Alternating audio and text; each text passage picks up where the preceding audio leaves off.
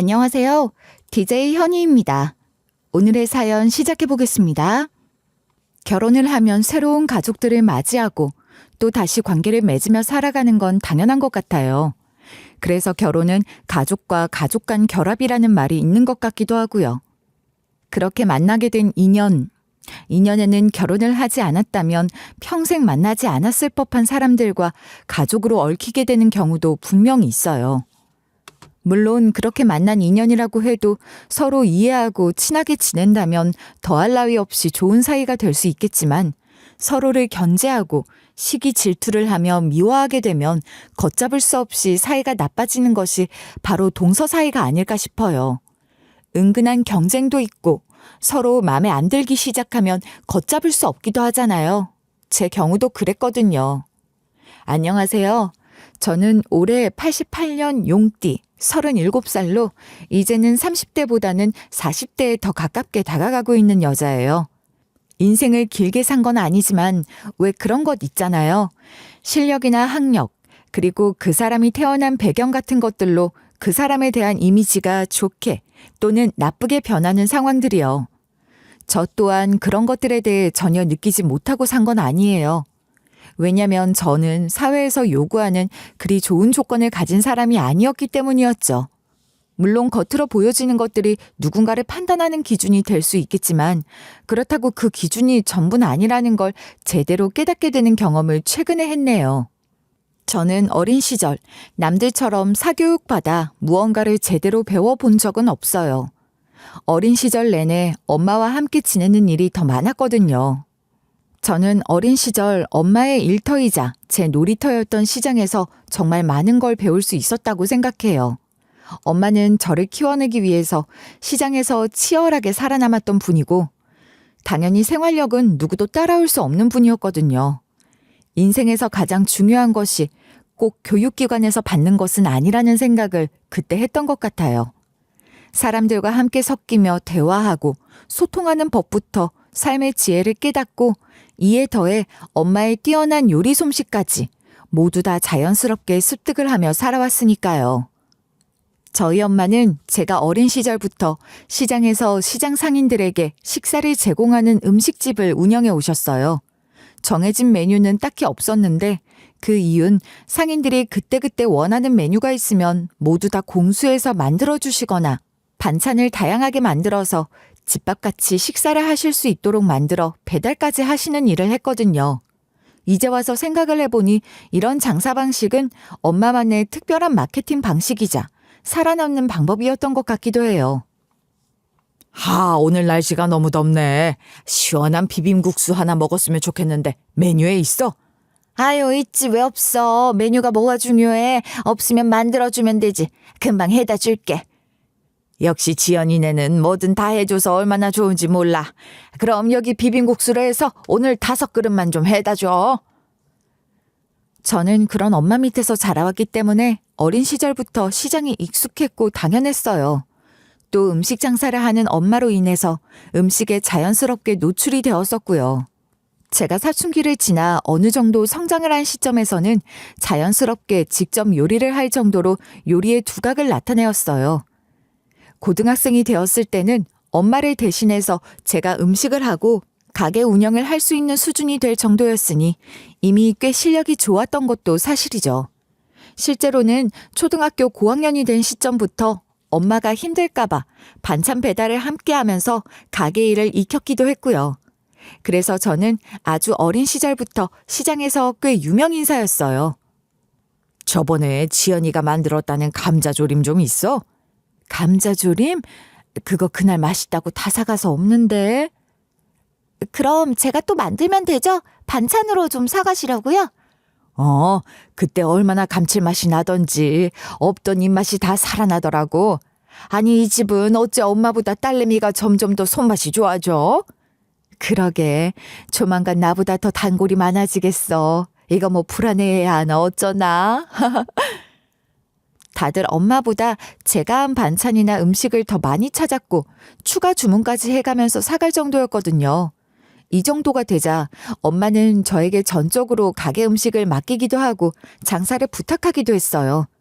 그럴 때마다 저는 엄마를 대신해서 가게를 대신 봐주면서 능숙하게 운영을 해오기도 했고요. 이 정도면 꼭 교육을 제대로 받지 않아도 이미 요리를 하는 것이나 장사를 하는 방법, 그리고 사람들에게 소통을 하는 법 정도는 제대로 배웠다고 자부할 수 있었어요. 다른 건 몰라도 제가 요리를 하고 장사를 하는 건 자신이 있다고 생각했으니까요. 엄마도 아직 성인이 안 된 저를 믿고 맡길 정도였기도 하고요. 지연아, 엄마 오늘 교회 모임은 진짜 빠지면 안 될 것 같은데 가게 좀 대신 봐줄 수 있겠어? 그럼 걱정 말고 다녀와. 같이 하는 이모랑 장사하면 돼. 엄마가 기본 반찬은 다 만들었거든. 나머지는 네가 할 수 있지? 당연하지. 오히려 내 손님이 더 많아. 왜 이래? 한참 공부를 해야 할 나이이긴 했지만 저는 오히려 시장에서 장사를 하고 사람들을 위해서 더 맛있는 반찬과 음식을 만들어서 판매를 하는 게 훨씬 더 살아있음을 느끼고 즐거웠어요. 하지만 이런 제 마음과 다르게 엄마는 제가 공부를 하고 대학 진학을 해야 할 시기에도 맨날 시장에서 엄마 일을 돕기만 하니 좀 신경도 쓰이고 걱정스러운 마음이 들었던 것 같더라고요. 어느 날부터 시장에 나오지 못하게 하기 시작했고 저는 그런 엄마가 이해가 되지 않아서 다투듯 이야기를 했어요. 그때 엄마의 진짜 마음을 들었고 저 또한 솔직한 마음을 이야기하면서 잘 해결을 했지만요. 오늘은 학교 끝나고 바로 집으로 가서 공부해. 시장 올 생각하지 말고. 왜? 오늘은 안 바빠? 갑자기 왜 시장 근처도 못 오게 하는 거야? 너 공부해야 하는데 언제까지 시장 와서 반찬 만들고 팔 거야. 넌 이런 거 하지 마. 엄마, 이것도 내 능력이야. 손맛이 좋은 걸 어떻게 해. 그리고 나 원래 공부 못해. 하던 거 안 하면 그나마 잘하는 것도 없어져. 나는 이것도 내 적성이라고 생각하니까 걱정 마. 엄마는 제가 엄마처럼 시장에서 음식이나 팔며 살게 될까 걱정스럽고 미안한 마음에 나오지 못하게 했던 것 같았어요. 그렇지만 저는 이것 또한 제 적성이고 좋아하는 일이라고 말을 하며 엄마의 걱정을 잘 다독여줬어요.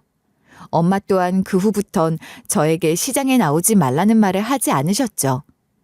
그렇게 엄마 생업을 도우면서 저희 두 모녀는 하루하루 소소하게 행복한 나날을 보냈어요. 엄마가 이렇게 생업에 매달리며 열심히 일을 하게 된 계기에는 저희 아빠가 빠질 순 없었어요. 아빠는 제가 어릴 때 건설 현장에서 일을 하시다가 하반신 마비가 되었다고 했어요. 제가 아빠라는 존재를 이해할 수 있는 나이가 되었을 땐 이미 아빠는 움직임이 자유롭지 않은 분이셨거든요. 덕분에 늘 집에 계셔야 하는 분이었죠. 엄마 혼자 시장에서 일을 할 때에는 하루 종일 아빠와 집에서 단둘이 보내며 간호를 하며 지냈는데 이제 엄마와 저 둘 다 일을 하게 되면서 경제적 여유가 좀 생겼고 덕분에 아빠를 요양병원으로 보내 매일매일 찾아뵈면서 지내고 있어요. 제 어린 시절 중 시장에서 보낸 시간들은 저에게 매우 값진 경험이었어요. 어디에서도 배울 수 없는 요리 실력을 갖출 수 있게 만들어줬고 또 학교를 포함하여 모든 인간관계에서 사람들과 소통을 하는 능력 또한 상당히 능숙하게 만들어줬거든요. 저는 또래보다, 아니 그 누구보다 눈치도 엄청 빨라서 사람들 마음을 금세 읽는 것도 능숙했고요. 꼭 공부를 잘해야 얻는 것들은 아니었기 때문에 뿌듯했어요. 덕분에 모든 제 주변에서는 늘 사람들이 많았던 것도 사실이고요. 이미 눈치를 채셨겠지만 저는 어린 시절부터 그리 공부를 잘하는 아이는 아니었어요. 그렇기에 대학도 점수에 맞춰 적당한 곳으로 진학을 했고 졸업 후에도 딱히 뭔가를 하고 싶다는 생각이 들지 않아서 자연스럽게 졸업 후 엄마 가게에서 일을 했어요. 엄마, 나 졸업하고 엄마 가게에서 일 돕고 싶어. 대학까지 나와서 이런 시장에서 일하는 거 괜찮겠어? 나는 아무리 생각해도 이 시장이 너무 좋고 엄마가 하는 일이 너무 좋아. 엄마만 허락한다면 그렇게 지내고 싶어. 그래, 네가 원한다고 하는데 내가 뭐라고 말리니? 같이 해보자. 직장인보다 시간이 비교적 자유로웠던 저는 아빠 병원도 일주일에 2번 이상은 방문해 아빠를 챙겼는데 2년이라는 게 참 신기한지 그곳에서 생각지도 못하게 지금의 남편을 만나게 되었어요. 남편은 아빠가 입원을 해 계시는 병원 원무과에서 일을 하는 사람이었는데 저를 보자마자 첫눈에 반했다고 했고 남편의 적극 구애로 저희는 2년간 연애 후 결혼을 하게 되었어요. 어떻게 보면 지극히 평범한 만남이고 인연이었죠. 남편 자체는 너무 좋은 사람이었기 때문에 결혼을 결정하는데 그리 큰 고민이 들진 않았어요. 남편을 보니 남편의 가족들 역시 좋은 사람들일 수밖에 없을 것이라는 확신도 있었고요. 하지만 막상 결혼을 하고 보니 남편의 가족들은 제가 생각했던 것보다 훨씬 더 대단한 사람들이었더라고요. 남편 집안 자체는 모두 다 병원업계에 종사를 하는 사람들이었고 그중에서도 남편만 행정실 원무과에서 근무를 하는 사람이었던 것이죠. 심지어 저보다 먼저 결혼을 한 동서는 의대 교수에 좋은 대학을 나온 엘리트였고 아주버님 역시 교수직을 겸하고 있던 사람이었어요. 남편만 보고 이런 상황들에 대해선 생각조차 해본 적이 없는데 막상 빵빵한 남편의 집안에 살짝 기가 죽긴 했어요. 하지만 그런 걱정이 전혀 들지 않도록 오히려 남편이 저를 든든히 지켜주니 그 믿음 하나로 결혼을 하게 되긴 되더라고요. 아무리 그래도 같은 병원 원무과에서 근무를 하는 애 정도는 데려올 줄 알았는데 좀 놀라긴 했어요. 엄마 그런 이야기를 왜 해? 결혼 허락한다고 부른 거 아니었어? 누가 아니라니? 얘가 이래요. 지연 씨 아니면 결혼도 안 하겠다고 하고 고집을 부리니 저희가 뭐라고 말리겠어요. 그래서 허락하기로 했어요. 어머니, 다른 건 몰라도 오빠랑 결혼해서 행복할 자신은 있어요. 허락해 주시면 잘 살게요. 그래, 다른 건 모르겠고 그저 우리 아들 내조 잘해주고 잘 살았으면 좋겠어. 남편의 강경한 태도에 시어머니도 어찌할 도리는 없으셨는지 포기를 하시고 결혼 승낙을 했어요. 하지만 그리 환영하는 분위기는 절대 아니었고 결혼 이후에 시어머니를 포함한 시댁 식구들은 저를 은근히 무시하는 듯한 뉘앙스를 풍기면서 지냈어요. 시장에서 배운 건 눈치뿐인데 이런 분위기를 못 읽을 제가 아니었죠. 그래도 꿋꿋하게 버티면서 결혼 생활을 이어나갔어요. 제가 잘하면 다들 진심을 알아줄 것이라고 믿기도 했고요. 결혼 생활을 하면서 시댁 식구들과 만날 기회가 생기지 않더라도 먼저 연락도 하고 만나면 친해질 수 있다고 생각했어요. 그래서 다양한 시도를 했지만 보이지 않는 벽이 있는 것처럼 늘 불편했고 저를 은근하게 무시하는 기분이 들더라고요. 특히 아주버님의 아내인 동서는 결혼 직후 처음 소개를 할 때부터 은근하게 저를 하대하고 무시하는 듯한 모습을 보였는데 이게 직접 당해보면 은근히 기분이 나쁘긴 하지만 말을 할 수 없는 애매한 뉘앙스 정도였기 때문에 딱히 뭐라고 할 수도 없는 상황이었어요. 결혼 전 인사를 할 때에도 이런 무시받는 느낌을 받았는데 이미 결혼을 하고 난 후에는 조금도 숨길 마음이 없이 저를 더 대놓고 함부로 하더라고요. 결혼을 하기 전에는 대학 졸업을 하고 난 후 엄마 가게를 도우며 지내다가 남편을 만나 결혼을 했기 때문에 결혼 후에는 본격적인 전업주부로 생활을 하며 지냈어요. 비교적 시간이 많다 보니 시어머니는 물론 시댁으로 가서 시간을 보내거나 어머님 심부름을 하는 등 서로 얼굴을 자주 보는 일들도 많았죠.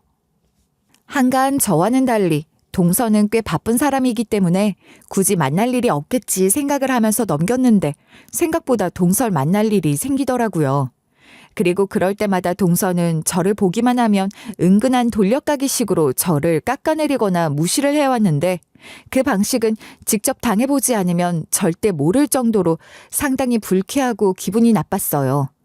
어느 날은 엄마가 일을 하는 시장에 들러 TV에 몇 차례나 방영이 될 정도인 맛집으로 사람들이 매일 줄을 서서 먹을 정도의 순대볶음 맛집을 들러 시댁으로 가져간 일이 있었어요. 그리고 그 순대볶음을 보자 동서는 또다시 저를 깎아내리려 시동을 걸었죠. 이거 우리 엄마 시장에서 줄 서도 못 먹는 맛집이야. 다들 드셔보세요. 동서, 왜 그렇게 젓가락만 휘젓고 있어? 순대 안 좋아해? 형님 보고 있으면 저 정말 많이 배운다니까요. 뭔가 서민의 생생한 삶이랄까? 정말 매번 신기하고 새로워요. 동서, 지금 무슨 의미야? 대한민국 사람이 순대볶음 모르는 사람 있나? 그거 비하 발언이야. 사람 살린다는 학생 가르치는 의대 교수가 그런 말 해도 돼? 어머, 제가 언제 비하를 했다고 그러세요? 그리고 자극적인 음식은 건강에도 안 좋은 건 사실이죠. 모르세요? 동서는 뭐 딴 세상에 사나 봐. 맛있는 순대를 보면서 건강 생각하고. 역시 많이 알아서 피곤하네. 먹기 싫으면 먹지 마. 한국에서 순대 모르는 사람이 어디 있고 안 먹어본 사람이 어디 있다고 제가 사온 순대볶음을 휘저으면서 초를 치고 무시하는 발언을 하더라고요. 이제는 뭐 동서가 제 말에 시비를 안 걸면 그게 더 어색하고 이상할 정도였으니 딱히 신경은 쓰지 않았어요. 순대볶음 사건은 시작에 불과했고 동서는 정말 사사건건 제가 하는 행동, 말에 대해 시비를 거는 건 일상이었어요. 오죽하면 동서가 하는 말에 웬만한 일에는 별로 화도 나지 않고 받아치면서 지내왔을 정도였으니까요. 그런데 문제는 제가 받아치며 대수롭지 않게 넘기면 넘길수록 동서가 하는 선 넘은 발언들은 하루가 다르게 도가 지나쳤단 거예요. 아마 동서도 제가 반응이 없으니 점점 더 자극적으로 함부로 이야기를 하게 된 것이었겠죠. 그중에서도 제가 참을 수 없는 발언을 한 결정적인 계기는 바로 저희 아빠 장례식이었어요. 저희 아빠는 요양병원에서 오랜 시간을 보내시다가 결국 세상을 떠나게 되셨거든요. 침울한 마음으로 엄마와 저는 장례식을 준비했어요.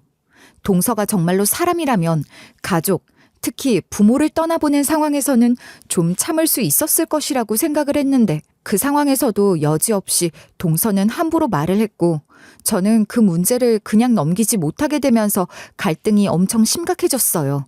아무리 오랜 시간 요양병원에 계셨던 아빠라고 하더라도 막상 세상을 떠나니 마음이 안 좋을 순 있잖아요. 막상 보내드리니 시원하기도 하고 섭섭하기도 하면서 참 복잡하더라고요. 티는 내지 못했지만 복잡한 마음으로 장례식을 진행했고 시댁 식구들 역시 당연히 장례식에 참석을 했어요. 동서는 이미 장례식장에 들어서자마자 이곳저곳을 불편한 눈빛으로 쳐다보면서 시동을 걸고 있더라고요. 어머니 아주버님 오셨어요? 동서도 왔네. 고마워.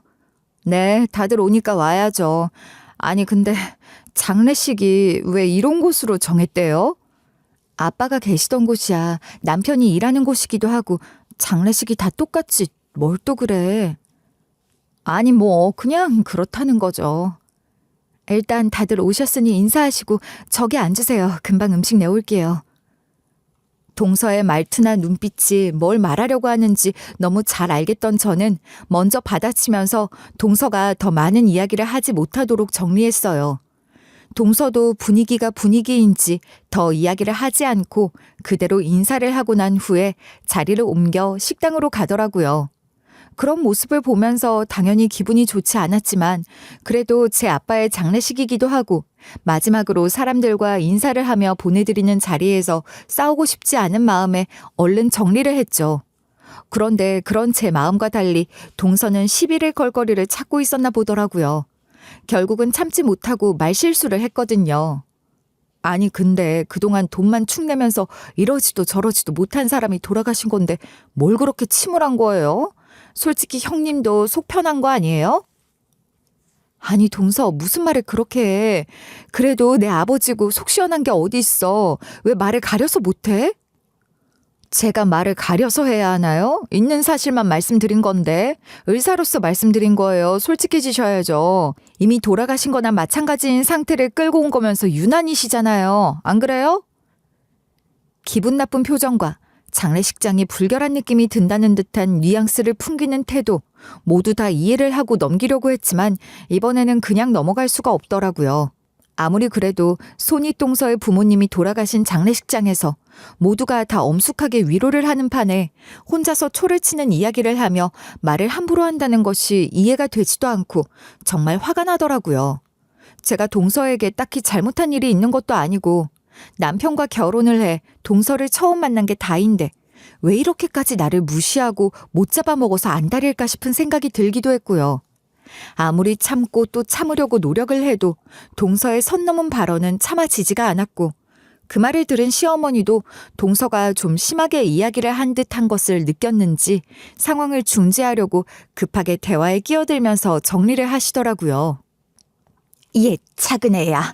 그래도 형님 장례식장에 왔는데 꼭 그렇게 딱딱하게 팩트로만 이야기를 해야겠니? 네가 좀 이해해라. 얘가 워낙 똑부러진 성격에 할 말은 해야 하잖니. 전 제가 못할 말은 안 한 것 같은데 감정적으로 들으시니 제가 다 당황스럽네요. 뭐? 동서, 나 오늘 동서랑 입씨름하면서 싸울 기분 아니야. 말 함부로 하지 말고 오늘은 이만 가줄래? 나도 정신이 없어서. 어머니 죄송해요.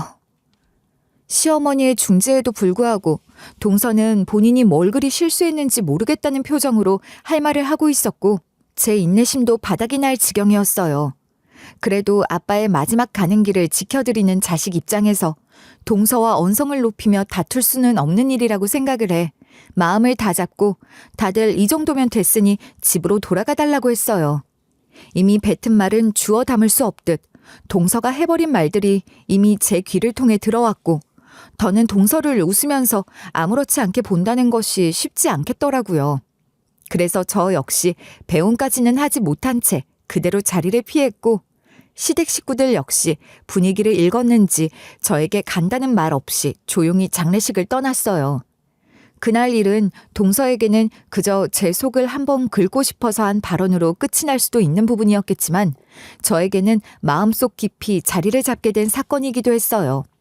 동서와는 더는 가깝게 그리고 친하게 지낼 노력을 할 필요가 없다는 것을 뼈저리게 느끼게 된 날이기도 했고요. 아빠의 장례식 사건 이후로 저는 동서와 좋은 관계를 유지해 보려고 했던 모든 노력들을 다 그만두게 되었어요. 제가 뭘 해도 싫고 심지어는 먼저 세상을 떠난 부모까지 함부로 이야기하는 동서에게 굳이 좋은 관계를 이어나갈 생각이 전혀 없었거든요. 그날 이후 조금은 달라진 제 태도를 느끼긴 했는지 동서 역시 저를 볼 때마다 조금은 의아한 표정으로 바라보긴 했지만 개의치 않았어요. 동서와 자주 만나지 않으면 될 일이니까요. 무엇보다 저보다 훨씬 더 능력이 좋다는 이유로 동서를 예뻐하시는 시어머니 역시 제 편은 아니라고 생각을 했기 때문이죠. 그렇게 하루하루를 보내면서 문득 저는 이대로 지내면 안 된다는 생각을 했어요. 동서가 저를 은근히 하대를 하고 무시하며 막말을 서슴지 않으며 하는 이유 중 하나는 바로 제가 그들과 달리 평범한 사람이라서 그런 것 아닐까 싶은 생각이 들었거든요. 그래서 고민을 하던 끝에 뭐라도 해야 할 것 같다는 생각을 했어요. 이런 생각이 들자 저는 이런저런 계획을 세우며 저 나름대로 할 수 있는 일을 찾아 노력을 했어요. 물론 제가 하는 노력이 시댁 식구들 눈에는 제가 뭐 대단한 일을 한다고 생각할 부분은 아니었긴 했어요.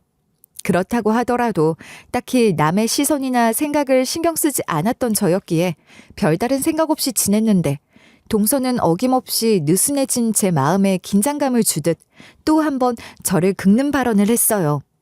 그리고 그렇게 또다시 동서와 한판을 하게 되는 사건이 생겼어요. 심지어 이번에는 우리 아이 유치원 문제에 끼어들어 자존심을 팍 긁어버리는 발언을 했으니 더는 참을 수 없었죠. 아빠도 모자라 제 아이까지 건드리다니 이건 선 넘었죠. 어머, 형님네는 외벌이에 버는 것도 시원찮은데 애 사립 유치원을 보내네요. 신기하네. 왜? 외벌이에 동서처럼 교수 전문직이 아니면 사립 유치원 못 보내? 동서 날로 말이 좀 심한 거 아니야? 아니 뭘 심해요. 그냥 신기해서 한 말인데 요즘 애 키운다고 본인들은 가난하게 살면서 올인하는 부모 많다길래 저는 걱정스러워서 한 말이니 담아두지 마세요. 동서, 아무리 힘들어도 동서한테 보태달라고 안 해. 그러니까 남의 애까지 간섭하면서 말로 죄짓고 지내지 마. 어머, 긁히시라고 한 말은 아니었는데 신경 쓰지 마세요. 동서는 끝내 저를 무시하고 싶은 욕심을 다 채우고 싶었는지 제 말에 단 한마디도 지지 않으려고 끝까지 반박을 했고 겉으로는 사이가 좋고 친절하게 오가는 말 속에 뼈를 가득 담은 뒤 그렇게 마무리가 되었어요. 그리고 그날 사건을 계기로 저는 제대로 결심을 했죠. 이렇게 무시를 당하면서 지낼 순 없고 무시할 수 없도록 상황을 만들어야겠다고요. 그렇게 크고 작은 부딪힘으로 동서를 만날 때마다 기분이 잔뜩 상하고 또 넘기고 하는 일상을 보내면서 문득 저는 이대로 지내면 안 된다는 생각을 했어요. 동서가 저를 은근히 하대를 하고 무시하며 막말을 서슴지 않고 하는 이유 중 하나는 바로 제가 그들과 달리 평범한 사람이라서 그런 것 아닐까 싶은 생각이 이미 오래전부터 들었고요. 그래서 고민을 하던 끝에 뭐라도 해야 할 것 같다는 생각을 했어요. 그리고 그 생각에 대해 남편과 이야기를 나누며 진지하게 대화를 했죠. 아무래도 내가 집에서만 놀면 안 될 것 같아. 뭐라도 해야 되겠어. 갑자기? 뭐 당신이 하고 싶은 거 하면 좋지. 집에 보탬도 되면 더 좋고. 그러니까 당신 기억하지? 나 요리 엄청 잘했었잖아. 요리를 좀 해볼까? 좋지. 근데 애들은 어떻게 하고? 애들 봐주느라 일을 할 수 있겠어? 그거야 내가 다 방법이 있지. 내가 애들 보면서 능력도 한번 펼쳐볼게. 남편은 제가 일을 하는 것에 부정적으로 생각하지 않았고 무엇보다 제가 요리를 잘하고 사람들과 소통하는 것이 특기라는 걸 잘 아는 사람이었기 때문에 별다른 이야기 없이 절 응원해줬어요. 다만 남편 입장에선 아직 엄마 손길이 필요한 아이도 있으니 남편도 저도 일을 한다고 밖으로 나돌게 되면 아이는 어떻게 되나 싶은 걱정이 좀 있는 것 같더라고요. 그 부분에 대해서는 제가 아이도 챙기고 분명하게 제 능력도 펼칠 수 있는 방법이 있었기 때문에 걱정하지 말라는 식으로 이야기를 했어요. 물론 동서의 무시가 시발점이긴 했지만 제가 아이를 낳은 후 전업주부로만 살아가기에는 조금은 아깝다는 생각이 들기도 한 건 사실이기도 하거든요. 그래서 저 역시 제가 잘하는 것을 제대로 발휘해서 능력을 인정받고 똑바로 서고 싶다는 생각을 했어요. 은근하게 의사 며느리와 전업주부인 저를 두고 차별을 하고 비교를 하는 시어머니에게도 좀 더 떳떳할 수 있다고 생각을 했고요. 그래서 저는 생각만 하던 일을 직접 행동으로 옮기기로 결정했고 제가 잘할 수 있는 것이 도대체 뭘까 고민을 해보기 시작했어요. 엄마, 내가 제일 좋아하고 잘했던 게 뭐지? 뭘 물어? 너 요리 잘했잖아. 그리고 사람들하고 잘 친해지고 이야기 잘하고. 요리? 아, 맞다. 아, 그래, 나 요리 잘했지. 엄마, 나 예전에 블로그 했던 거 기억나? 블로그? 아, 그 인터넷으로 일기 쓰듯이 뭐 하는 거? 기억나지. 너 그때 꽤 유명한 요리사가 연락도 해오고 그랬잖아. 아이를 낳고 뒤늦은 나이에 제 미래에 대해 고민을 하며 엄마 가게에서 이야기를 하던 중 엄마의 이야기로부터 제 머릿속을 스치는 일이 생각났어요. 어릴 적 엄마 시장을 홍보하고 싶은 마음에 블로그를 하나 개설해 운영을 했던 기억이 떠올랐거든요. 이 부분은 엄마도 남편도 그리고 시어머니에게도 종종 이야기를 했던 부분이었기 때문에 왜 그동안 이 블로그 생각을 전혀 못했지 싶은 생각이 들더라고요. 물론 엄마와 같은 세대를 사셨던 시어머니 역시 블로그가 무슨 역할을 하는지 인터넷에 요리 사진을 올리고 레시피를 올린다고 해서 뭐가 달라질 수 있는지 잘 모르셨기 때문에 제 이야기를 흘려들으시곤 했지만 그래도 이 블로그 운영을 하면서 나름대로 제 레시피가 궁금하다고 하면서 꽤 유명한 요리사에게 연락이 오기도 했고 이 블로그를 통해 수익도 소소하게 올린 적도 있었어요. 이 생각이 번뜩 떠오르자 저는 당장 오래전 접속했던 블로그를 다시 운영하기 시작했어요. 그리고 오래되긴 했지만 여전히 저를 친구 추가했던 많은 사람들이 기억해주면서 다시 블로그는 꽤 활발해졌죠. 저는 집에서 아이를 보며 할 수 있는 일로는 이게 최적화되어 있다고 생각을 했고 기분이 좋은 마음에 동서와 시어머니와 함께 브런치를 먹는 자리에서 자랑하듯 이야기를 했어요. 어머니, 저 블로그 운영한 적 있다고 했잖아요. 그거 요즘 다시 하는데 꽤 쏠쏠해요. 블로그?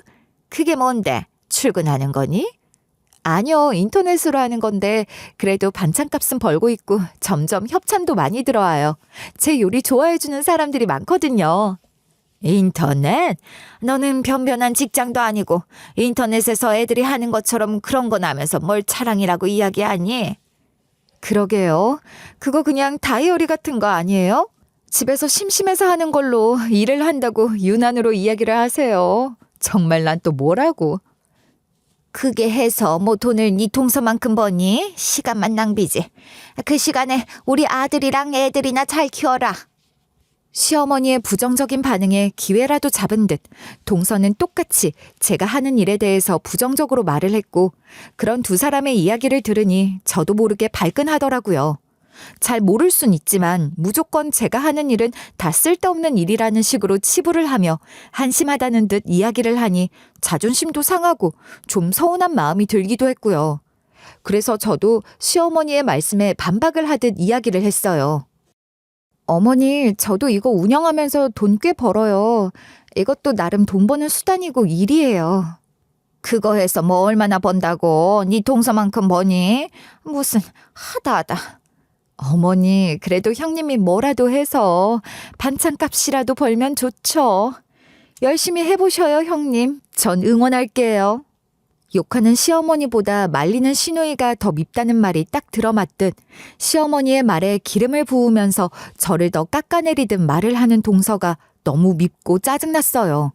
블로그가 뭔지 잘 모르시고 또 인터넷 영향력이 얼마나 큰지 잘 모르는 시어머니이니 그럴 수 있다고 하지만 적어도 저를 가족으로 생각한다면 제가 하는 일에 대해 관심을 가지고 물어볼 법도 한데 다들 무시를 하는 모습을 보니 서럽더라고요. 이런 상황에서도 저도 제가 하는 일들에 대해 굳이 이야기를 할 필요가 없다고 생각했고 더 이야기하지 않았어요. 어차피 들어줄 마음도 없을 것 같아서요. 그 후로 저는 시댁 식구들에게 제 블로그에 대한 이야기를 하지 않았고 전 꾸준히 제 요리 레시피와 새롭게 개발한 요리들을 올리며 운영을 했어요. 그리고 드디어 그 노력이 빛을 보게 된 것인지 어느 날 제 요리 블로그로 인해 꿈에 그리던 기회가 생기게 되었고 그 기회로 인해 저는 남편과 함께 살면서 한번 가볼까 말까 한 곳으로 초대를 받게 되었어요. 여보, 이번 주 토요일에 별일 없지? 우리 갈 데 있어. 토요일? 뭐 없지. 근데 어디 가는데? 서울에서 제일 유명한 5성급 호텔 뷔페. 장난 아니지? 5성급 호텔 뷔페? 비싸잖아. 당신 여유 있어? 아니야. 공짜로 초대받은 거야. 내가 초대받았어. 그러니까 가자. 알았지? 뭐? 그 블로그 그걸로 된 거야? 이게 웬일이야. 무조건 가야지. 남편은 제가 초대받았다는 이야기를 듣자 놀랍다는 듯 너무 기뻐했고 그렇게 남편과 함께 무려 5성급 호텔 뷔페 식사 초대권을 받게 됐어요. 평범해도 너무 평범했던 제가 인생을 살면서 이런 기회를 얻게 된 것도 기적이라는 생각이 들었고 꿈만 같았어요. 그래서 직접 초대를 받아 식사를 하러 가는 그날까지 하루하루가 즐겁고 기대되더라고요. 드디어 초대 당일 남편과 저는 함께 초대에 참석하기 위해서 설레는 마음으로 호텔로 향했어요. 하지만 즐겁고 신나는 마음도 잠시 원수는 외나무 다리에서 만난다는 말이 괜히 있는 게 아니더라고요. 이제 막 도착해 식사를 즐기고 있는 도중에 입구에서 정말 익숙하지만 반갑지 않은 얼굴 하나가 보였고 뒤이어 시어머니도 함께 호텔 뷔페로 들어오더라고요. 바로 동서였어요. 딱 보니 시어머니가 동서 밥을 사주러 이렇게 비싼 호텔까지 온 모양이더라고요. 동서는 들어서자마자 귀신같이 저를 발견했고 저를 보자마자 제 쪽으로 자리를 잡았어요. 전 못 본 척하고 싶어서 고개를 숙였는데 남편은 아무것도 모르고 아는 척을 하더라고요. 엄마 여기서 다 보네. 형수님도 같이 오셨네요. 그래, 너희도 여기 와 있니? 그나저나 나 화장실 좀 알려줘라. 그냥 왔더니 급하네. 제가 데려다 드릴게요. 이리 오세요. 시어머니와 남편 그리고 동서와 저 사이에 짧은 인사를 뒤로 하고 두 사람은 화장실로 갔고 동서와 저 단 둘만 남게 되자 동서는 또다시 본색을 드러내면서 저에게 함부로 이야기를 하기 시작했어요. 세상에 형님 이런 데도 오세요? 가격표 보시고 놀라셨을 텐데. 동서는 이런 데 오면 만날 수 있구나. 역시 잘난 사람이라 다르네. 근데 오늘은 올만해서 왔어. 가격이 올만하지 않았을 텐데요. 형님은 순댓국 정도가 딱 급에 맞는 금액 아니었어요? 순댓국이나 드시지. 여기까지 어떻게 오실 생각을 하셨어요? 동서. 동서는 정말 말이 안 통하는 사람이구나. 동서의 마지막 말에 저는 더 참을 수 없다고 생각했고 그대로 마시던 와인잔을 내려놓은 후 손가락 하나를 튕기며 누군가를 불렀어요.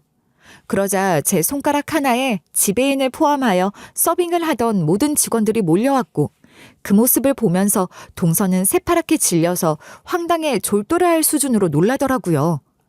제가 손가락으로 지배인들과 직원들을 부르는 행동을 취하자 동서는 처음에는 가짠타는 듯한 표정으로 비웃으며 상황을 지켜보더라고요. 그런데 막상 제 손짓에 옆을 지나가던 직원뿐만 아니라 총괄 지배인까지 친히 오는 것을 보더니 무슨 상황인지 이해가 되지 않는다는 듯 어이가 없다는 표정으로 저와 호텔 직원들을 번갈아 바라보면서 쳐다봤어요. 이미 그 모습을 보는 것만으로도 저는 속이 다 시원하고 사이다 복수를 하는 것 같아서 기분이 좋아 미칠 것 같았고요. 하지만 이런 내 기분을 다 드러내지 않고 최대한 멋있고 도도하게 그들을 불렀고 도착을 한 총괄 지배인은 저에게 정중하게 질문을 했어요. 부르셨습니까, 주연님? 식사는 입에 맞으실까요? 네, 맛있네요. 한식도 한식이지만 셰프님 정말 요리 실력이 좋으신 것 같아요. 과찬이십니다.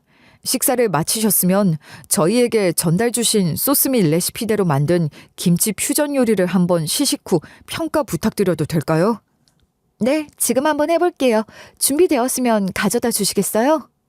제가 도도한 말투와 태도로 지배인과 대화를 나누고 음식을 평가해 주겠다는 답변을 하자 지배인은 잠시 허리를 숙인 후 곧 뒤를 돌아 음식을 준비해 오라는 지시를 내렸어요. 그 모습을 모두 다 옆에서 직관을 하던 동서는 황당하고 어이가 없다는 듯 대화 중간에 끼어들면서 무례함의 끝을 보여주는 행동을 하더라고요. 뭐, 레시피? 설마 5성급 호텔식이나 되는 수준에서 시장통에서나 팔던 반찬 레시피를 받아 뭘 만들었다는 건 아니겠죠? 그럼 단골인 내가 너무 실망인데? 죄송하지만 방금 하신 말씀은 좀 신뢰가 되는 표현이 아닌지. 이미 지연님께 몇 차례 레시피를 전수받아 프로모션을 진행을 했고 엄청난 브랜드 마케팅에 성공했습니다. 뭐? 고작 이런 음식이 이런 고급 호텔에서 프로모션까지 했단 거예요? 그래, 동서가 맨날 고급 하면서 급을 나누던 이 호텔에서 이번에 또 내 레시피를 부탁해서 내가 큰 돈을 주고 전달했어. 그 맛을 구현하려고 지금 총괄 셰프부터 전부 다 출근해서 대기 중이고 결국 동서도 시장통에서 만든 음식이 고급스럽다고 먹은 셈이네? 제 말을 듣더니 동서는 황당해서 이야기도 안 나온다는 표정을 짓고 있더라고요. 그 모습을 보니 10년 묵은 체증이 싹 다 가라앉는 것 같은 기분마저 들더라고요. 그동안 저를 그렇게 무시를 해왔으니 지금 제 상황들이 다 이해가 되지도 않고 이해도 하고 싶지 않았긴 하겠죠. 사실 저는 결혼 전부터 엄마 시장에서 반찬을 팔며 지낼 때부터 블로그 운영을 해왔었고 제 나름대로 개발을 하면서 이것저것 만들어 올렸던 퓨전 요리들이 꽤 높은 조회수를 기록하며 인기를 끌었었거든요. 그리고 그 인기는 결국 꽤 유명한 기업 셰프의 눈까지 들었고 그 당시에는 그렇게 유명하다고 생각하지 못했던 5성급 호텔 총괄 셰프가 먼저 저에게 연락을 해오면서 음식 레시피를 구매하고 싶다고 했던 적이 있었어요. 그 당시에는 시장에서 파는 물을 이용해 만든 요리였는데 감명을 받았다는 이야기와 함께 가능하다면 레시피를 사서 호텔 프로모션으로 한번 내놓고 싶다는 제안을 했고요. 당시 아무것도 모르긴 했지만 어린 제가 생각하기에도 그리고 지금의 제가 생각하기에도 꽤 큰 금액의 돈을 준다고 했었고 실제로 저는 레시피를 판매하면서 어린 나이에 꽤 많은 돈을 벌었던 기억이 있어요. 동서, 내가 블로그나 앉아서 운영한다고 한심하게 이야기했었지? 근데 블로그로 이렇게 유명한 호텔에 내 요리도 나오게 되고 그렇더라고. 말도 안 돼. 이런 유명한 호텔에서 고작 이런 사람 레시피를 받아서 사용한다는 게 말이 돼요? 나 이거 컴플레인 할 거야.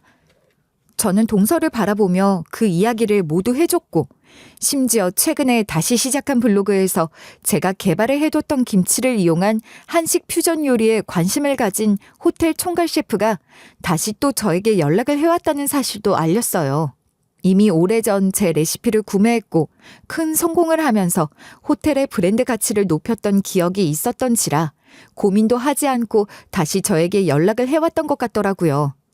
다만 이번에는 새롭게 음식을 추가하고 브랜드를 만드는 만큼 실제로 직접 시연을 하면서 소스 그리고 음식 맛에 대한 판단을 받고 싶어서 저와 남편을 5성급 호텔로 초대를 하게 된 것이었죠.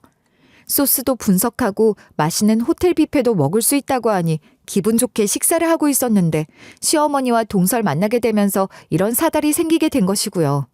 이 모든 이야기를 듣자마자 동서는 어이가 없다는 듯 얼굴이 하얗게 질렸고 저는 그 모습을 보니 여전히 사이다를 연신 마신 것처럼 속이 다 뻥 뚫리더라고요.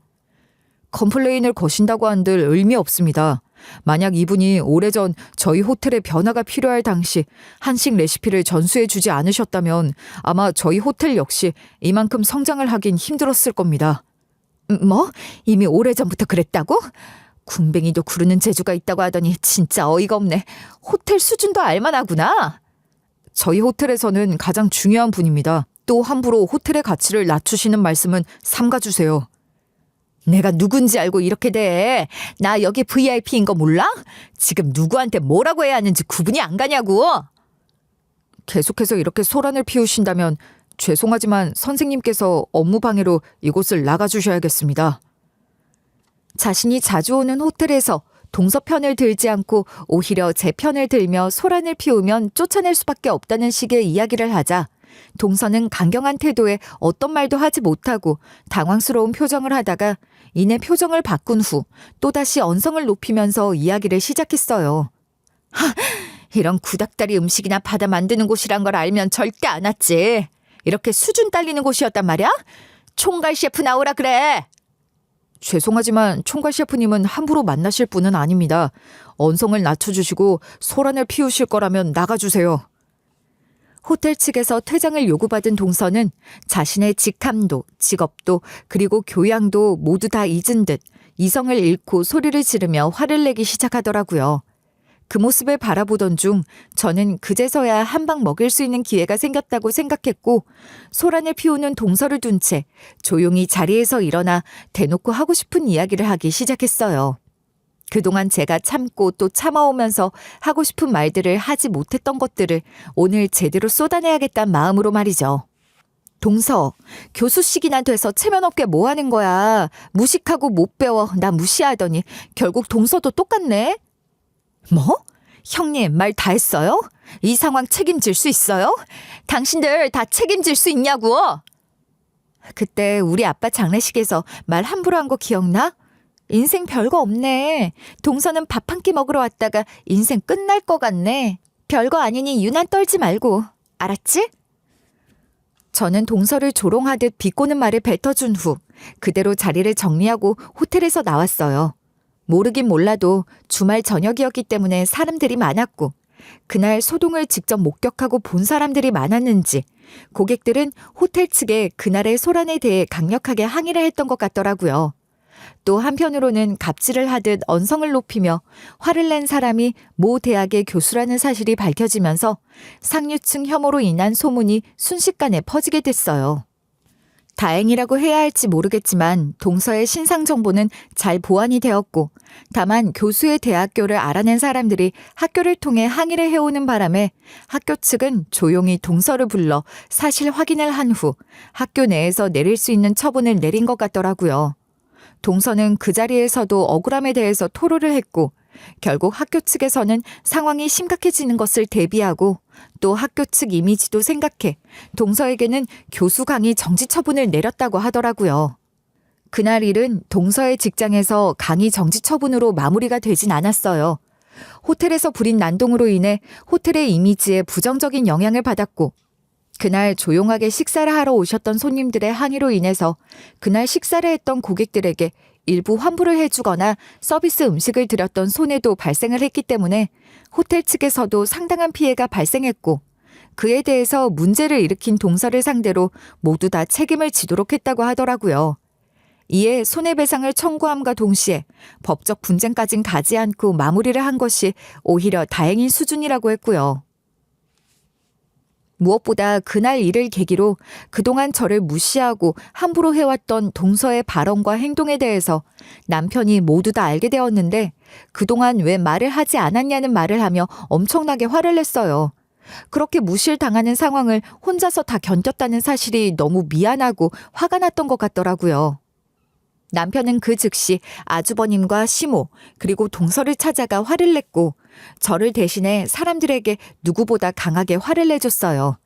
그런 남편의 모습을 보니 정말 결혼을 하길 잘했다 싶을 정도로 든든한 마음이 들더라고요. 남편은 자신도 똑같이 시댁 식구들의 사과를 받아주면서 그동안 전혀 모르고 지냈던 남편 역시 미안하다면서 진심 어린 사과를 해줬어요. 동서는 사사건건 자신의 교수직을 두고 저를 무시해대더니 결국 정직 처분은 물론이고 호텔로부터 손해배상까지 요구를 받으며 정신이 하나도 없는 것 같더라고요. 제 기준에서는 나름대로 역대급 사이다 복수를 했고 남편의 진심 어린 사과에 마음도 편해졌어요. 이렇게 모든 것들이 다 제자리를 찾았다고 생각했는데 이 일이 있고 난 후에 시댁 식구들 사이에서도 제 위치가 완전히 달라졌더라고요. 지연이 왔니? 오늘 네가 좋아하는 음식으로만 했는데 얼른 와라. 어머니, 제가 좋아하는 음식이요? 저는 괜찮은데. 괜찮긴 뭐가 괜찮아. 우리 큰며느리 고생하는데 실력은 못해도 몸보신 시켜줘야지. 호텔 셰프에게 레시피를 판매하는 일을 시작으로 제가 열심히 연구를 했던 요리들을 여기저기 알리면서 본격적으로 일을 시작하게 되니 사람이 달라 보인 것 같더라고요. 그러자 시댁 식구들은 제가 꽤 유명한 요리사들과 어깨를 나란히 한다는 사실을 직접 눈으로 확인을 하고 난 후부터 저를 대우하기 시작하더라고요. 살면서 집으로 와서 일을 하거나 심부름을 하라는 연락 외에 시어머니 연락도 처음으로 받아본 것 같네요. 반면 교수 타이틀을 달고도 똑바로 행동을 하지 못한 탓에 동서는 결국 재직 중이던 학교에서도 정직 처분을 받게 되고 이 사실이 시댁에도 알려지게 되고 호텔에서 사건까지 알려지면서 결국 집안의 수치라는 이야기까지 하며 시댁 식구에서 완전히 천덕꾸러기 신세가 됐어요. 이런 상황에서 눈치는 빨랐는지 동서는 그 이전에 당당하게 행동하던 모습은 온데간데 없이 조용하게 눈치를 보면서 지내고 있어요. 식사를 하며 조심스럽게 동서 근황을 물었는데 생각보다 상황이 심각해지긴 했더라고요. 그런데 동서는 왜 오늘 안 왔어요? 무슨 일 있는 건 아니죠? 말도 마. 걔 요즘 지일 수습하느라 정신이 하나도 없다. 수습이요? 설마 그때 그 일 때문에요? 그 일이면 다행이게. 학교에 그 갑질 교수라고 소문이 났나 보더라. 수강생이 자꾸만 떨어져서 폐강 위기라고 정신이 하나도 없대. 세상에, 생각보다 여파가 크게 갔네. 본인이 뿌린 씨 지가 걷어야지 누가 거두겠어. 그렇게 사람 무시하고 막말을 일삼더니 벌 받는 거지 뭐. 다행히 1년간 강의 정지를 당한 후 곧바로 복귀를 하긴 했지만 알게 모르게 호텔에서 갑질 사건의 주인공이라는 소문이 퍼지게 되면서 비호감 강사로 떠올랐고 강의 수강률이 확연하게 떨어지면서 교수로서 입지도 많이 위험해지고 있는 것 같더라고요. 어쩌면 재임용 자체가 어려워질 수도 있다고요. 이와 다르게 저는 호텔 갑질 사건 이후로 완전히 다른 인생을 살고 있어요. 본격적으로 요리 연구가로 활동을 시작했고 제가 호텔 시그니처 메뉴가 된 음식을 개발한 사람이라는 사실이 알려지게 되면서 여기저기서 저를 찾아주시는 분들이 늘고 있거든요. 이젠 전업주부가 아니라 엄연한 커리어 우먼으로 제 능력을 인정받으면서 하루하루를 보내고 있다고 해도 과언이 아니네요. 처음 제 인생의 시작은 시장에서 반찬과 음식을 파는 아이일 뿐이었지만 세상이 바뀌고 트렌드도 달라지면서 저와 같은 사람들도 대우를 받을 수 있고 인정을 받을 수 있다는 걸 새삼 피부로 느끼고 있어요. 역시 인생은 더 살아봐야 안다고 하더니 저에게도 이런 기회와 일들이 생길 수 있다는 것이 참 신기하고 재미있기도 하더라고요. 이제는 요리를 사랑하는 사람들이라면 저를 모두 다 알게 되었지만 그럼에도 불구하고 저는 동서처럼 사람을 급으로 나누면서 갑질을 하는 사람이 되지 않으려고 노력할 거예요. 모든 사람들을 동등하게 보고 결국 끼니가 되면 밥을 먹어야 하는 다 같은 사람이라는 걸 늘 마음에 새기고 겸손한 마음으로 하루하루를 보낼 거예요. 다들 저와 같은 마인드를 가지고 행복하게 살다 보면 언젠간 빛을 볼 날이 있을 것이라고 굳게 믿으며 저도 응원할게요.